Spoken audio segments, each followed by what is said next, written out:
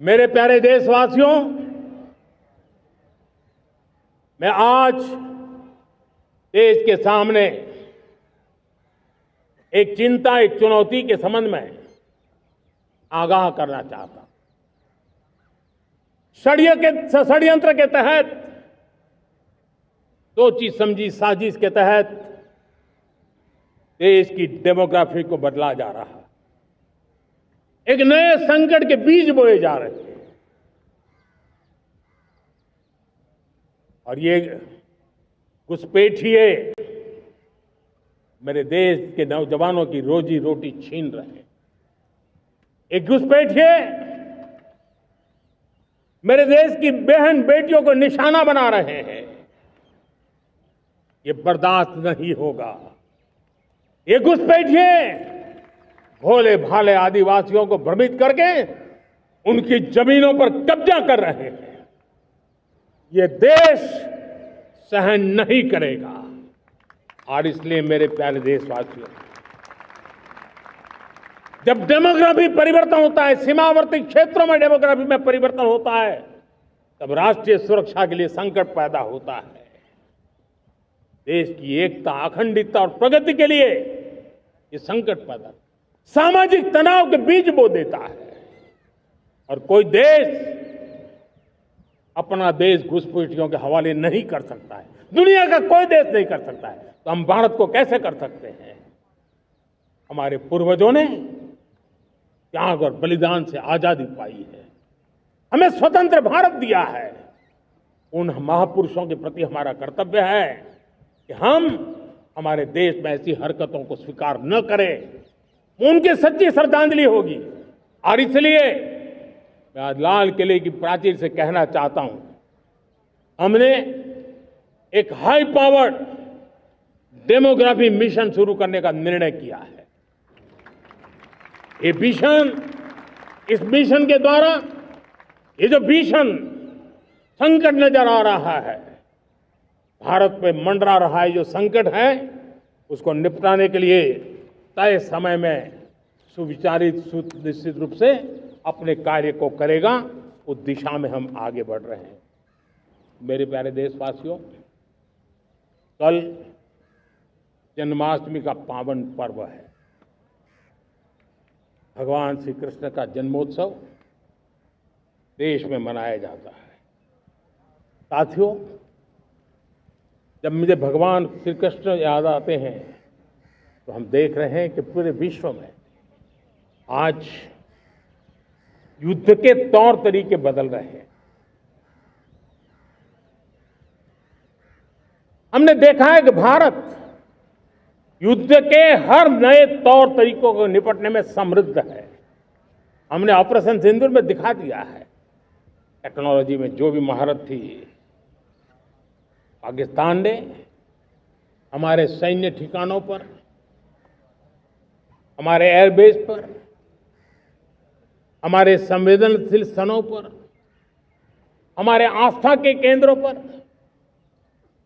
हमारे नागरिकों पर मिसाइल्स, ड्रोन अनगिनत मात्रा में उन्होंने वार किया।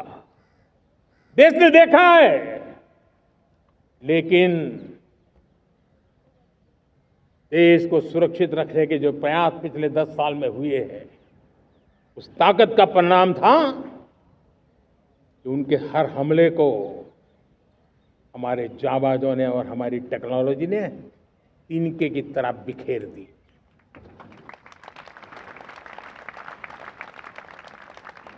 रत्ती भर नुकसान नहीं कर पाए। और इसलिए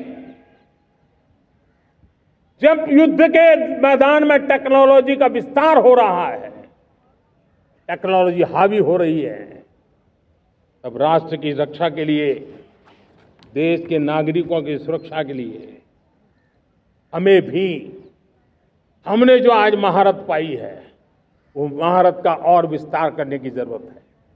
हमने आज जो महारत पाई है, उसको लगातार अपग्रेडेड करते रहने की आवश्यकता है। और इसलिए साथियों, मैंने एक संकल्प लिया है। मुझे आपके आशीर्वाद चाहिए। कोटि कोटि देशवासियों के आशीर्वाद चाहिए, क्योंकि समृद्धि कितनी ही क्यों न हो, अगर सुरक्षा के प्रति उदासीनता बरतते हैं तो समृद्धि भी किसी काम की नहीं रहती। और इसलिए सुरक्षा का महत्व बहुत बड़ा है। और इसलिए मैं आज लाल किले की प्राचीर से कह रहा हूं, आने वाले 10 साल में 2035 तक राष्ट्र के सभी महत्वपूर्ण स्थलों, जिनमें सामरिक के साथ साथ सिविलियन क्षेत्र भी शामिल है, जैसे अस्पताल हो, रेलवे हो, जो भी आस्था के केंद्र हो, उन्हें टेक्नोलॉजी के नए प्लेटफॉर्म द्वारा पूरी तरह सुरक्षा का कवच दिया जाएगा। ये सुरक्षा का कवच लगातार विस्तार होता जाए, देश का हर नागरिक सुरक्षित महसूस करे, किसी भी प्रकार की टेक्नोलॉजी हम पर वार करने आ जाए, हमारी टेक्नोलॉजी उससे बेहतर सिद्ध हो। और इसलिए आने वाले 10 साल 2035 तक मैं ये राष्ट्रीय सुरक्षा कवच का विस्तार करना चाहता हूं, मजबूती देना चाहता हूं, आधुनिक बनाना चाहता हूं। और इसलिए भगवान श्री कृष्ण से प्रेरणा पाकर के हमने श्री कृष्ण का जो सुदर्शन चक्र था, उस सुदर्शन चक्र की राह को चुना है। आप में से बहुत लोगों को याद होगा, जब महाभारत की लड़ाई चल रही थी, श्री कृष्ण ने अपने सुदर्शन चक्र से सूर्य के प्रकाश को रोक दिया था और दिन में ही अंधेरा कर दिया था। सूर्य प्रकाश को सुदर्शन चक्र से रोक दिया था। और तब अर्जुन ने जो शपथ ली थी जयद्रथ का वध करने की, उस प्रतिज्ञा को अर्जुन पूर्ण कर पाए थे। वो सुदर्शन चक्र के पराक्रम और रणनीति का परिणाम था। अब देश सुदर्शन चक्र मिशन लॉन्च करेगा।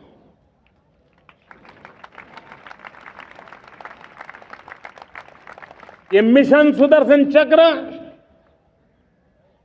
एक पावरफुल वेपन सिस्टम दुश्मन के हमले को न्यूट्रलाइज तो करेगा ही करेगा, लेकिन कई गुना ज्यादा दुश्मन पर हिट बैक करेगा।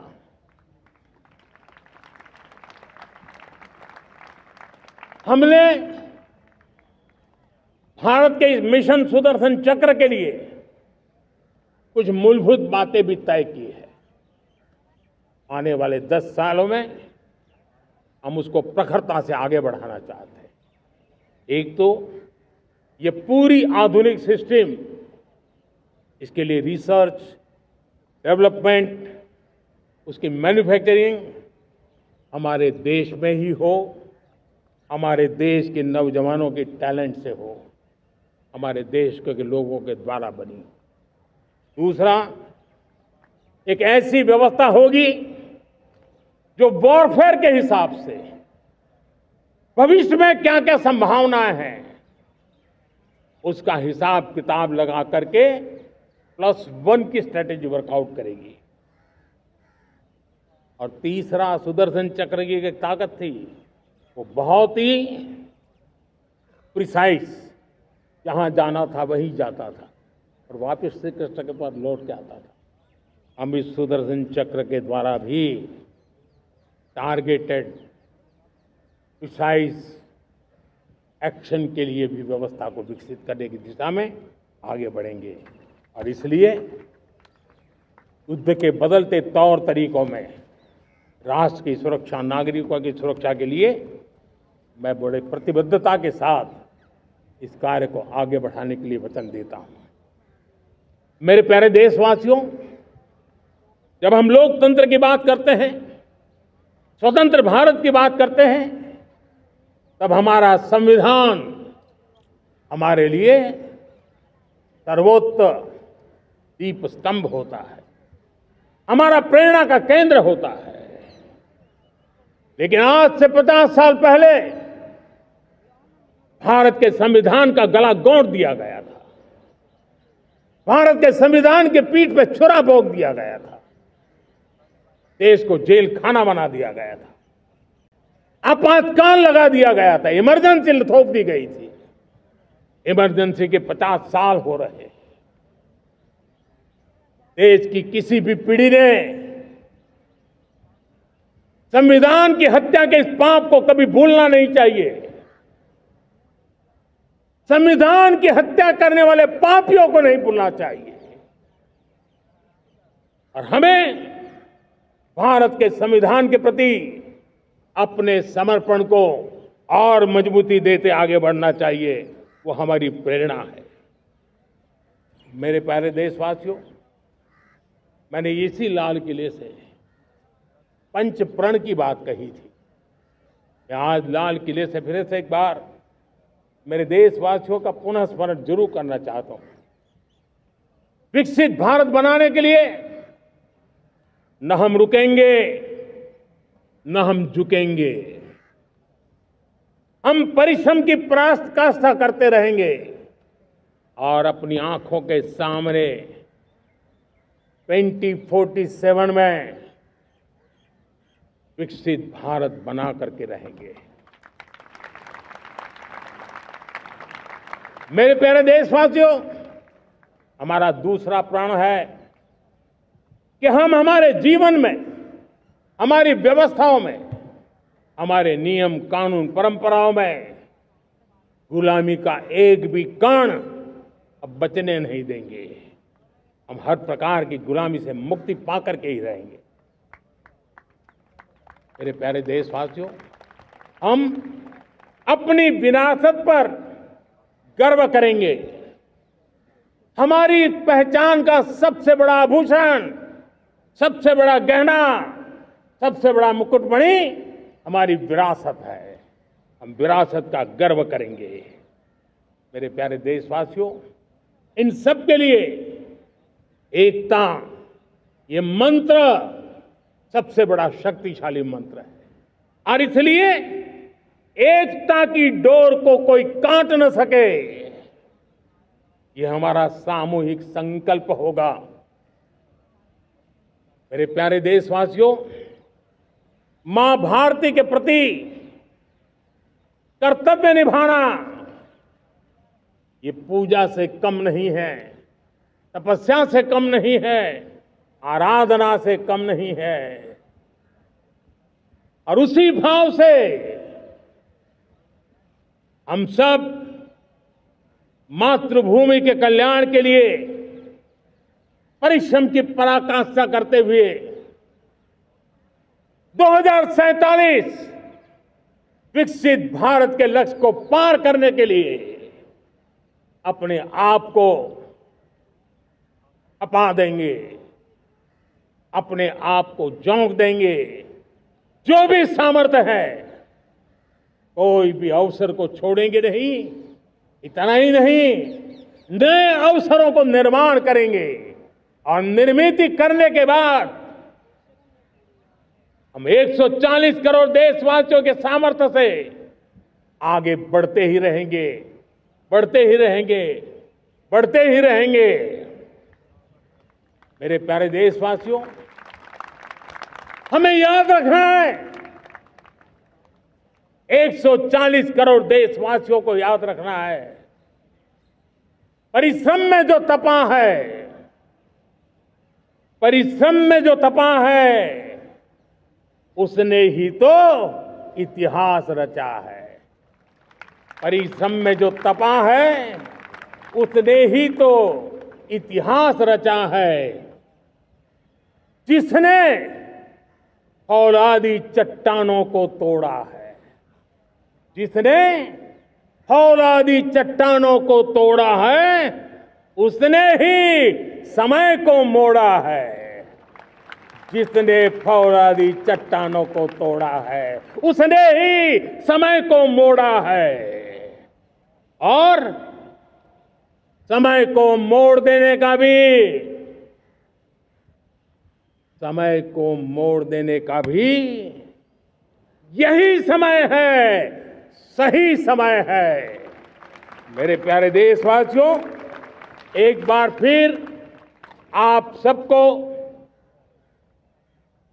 आजादी के इस महान पर्व की अनेक अनेक शुभकामनाएं देता हूं, बहुत बहुत बधाई देता हूं। मेरे साथ बोलेंगे, जय हिंद, जय हिंद, जय हिंद। भारत माता की, भारत माता की, भारत माता की। वंदे, वंदे, वंदे। बहुत बहुत धन्यवाद। जनगण मन अधिनायक